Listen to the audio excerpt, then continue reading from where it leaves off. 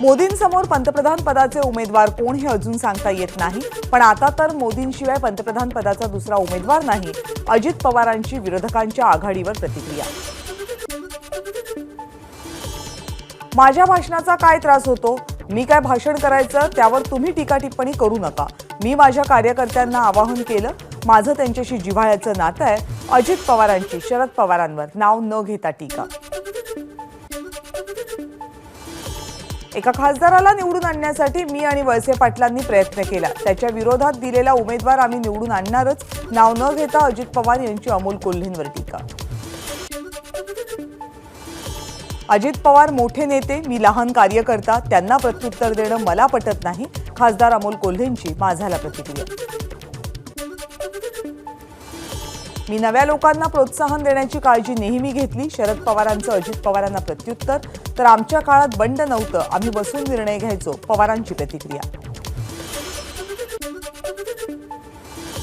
26 डिसेंबरला वंचित बहुजन आघाडीच्या राज्य कमिटीची बैठक, लोकसभा निवडणुकीच्या पार्श्वभूमीवर राज्यातल्या 30 जागांवर पक्षांकडून निर्णय होण्याची शक्यता।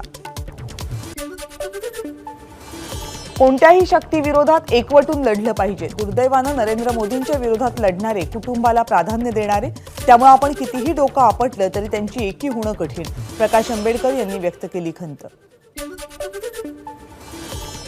लोकसभा निवडणुकीमध्ये विरोधी पक्ष एकत्र आले नाही तर 48 जागा स्वबळावर लढवाव्या लागतील, त्याही ताकदीनं लढवल्या पाहिजेत, प्रकाश आंबेडकरांचं वक्तव्य।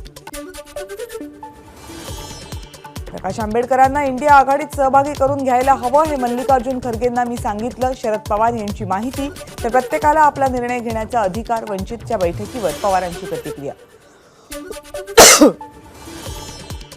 रामलल्लाची मालकी यांच्याकडेच आहे अशा प्रकारे ते मत मागतात, पण रामलल्लाच्या मंदिरासाठी शिवसेनेच्या वतीनं उद्धव ठाकरे यांनी 1 कोटी रुपये दिले, त्या ठिकाणचा सातबारा रामाच्या नावावर, भाजपच्या नावावर नाही, संजय राऊत यांची भाजपवर टीका।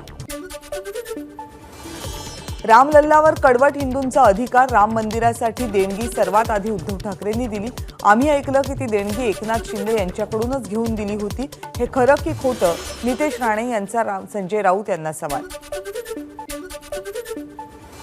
अजित पवार गटाचे मुंबईमध्ये 2 मेळावे, मुंबईत राष्ट्रवादीचा 7 जानेवारीला तर महिला राष्ट्रवादीचा 12 जानेवारीला मेळावा। 28 डिसेंबरला नागपूरमध्ये काँग्रेसच्या है तैयार हम या सभेचे आयोजन, सोनिया गांधी, राहुल गांधी, मल्लिकार्जुन खरगे यांची उपस्थिती, काँग्रेसकडून सभेची जोरदार तयारी। मुख्यमंत्री एकनाथ शिंदे आज कल्याण डोंबिवली दौऱ्यावर, कळवा ते अंबरनाथ शहरातल्या विकास कामांचा घेणार आढावा, आगामी लोकसभा निवडणुकीच्या पार्श्वभूमीवर मुख्यमंत्र्यांचा कल्याण लोकसभा दौरा विशेष मानला जातोय। शिंदे सेनेच्या भक्तिशक्ती संवाद यात्रेला विठ्ठल दर्शनानं सुरुवात, मुख्यमंत्री शिंदेंनी केलेल्या कामाची माहिती राज्यभरात पोहोचवणार, धर्मवीर आध्यात्मिक सेनेचे अध्यक्ष अक्षय भोसले यांची माहिती, यात्रेचा समारोप 28 फेब्रुवारीला कोकणामध्ये। मावळ लोकसभेवरून महायुतीमध्ये तिढा निर्माण होण्याची शक्यता, मावळ मतदारसंघात भाजपच्या बाळा भेगडेंचे भावी खासदार म्हणून बॅनर, त्यामुळे विद्यमान खासदार श्रीरंग बारणेंच्या अडचणी वाढण्याची शक्यता।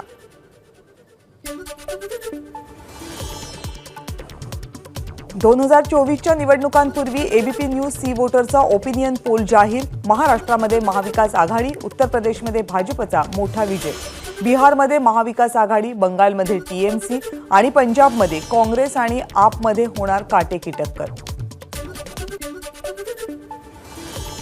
एबीपी सी वोटरच्या सर्व्हेवर अजित पवार यांची प्रतिक्रिया, अशा प्रकारच्या सर्व्हेला काही आधार नसतो, 5 राज्यांचे सर्व्हे आठवा आणि निकालही आठवा, अजित पवार यांची प्रतिक्रिया। बेईमानी झाली नाही तर सर्व्हे खरा ठरेल, मागचे सर्व्हे आमच्या बाजूने होते, पण निकाल काय लागला ते सगळ्यांना ठाऊक, विरोधी पक्षनेते विजय वडेट्टीवार यांचा एबीपी न्यूज सी वोटरच्या सर्व्हेवर प्रतिक्रिया। सर्व्हेमध्ये काहीही दाखवू द्यात, महाविकास आघाडी लोकसभेमध्ये 35 ते 40 जागा जिंकेल, कुबड्यावर चालणाऱ्या पक्षानं 45 जागा जिंकण्याचा दावा बाजूला ठेवावा, संजय राऊत यांची भाजपवर टीका।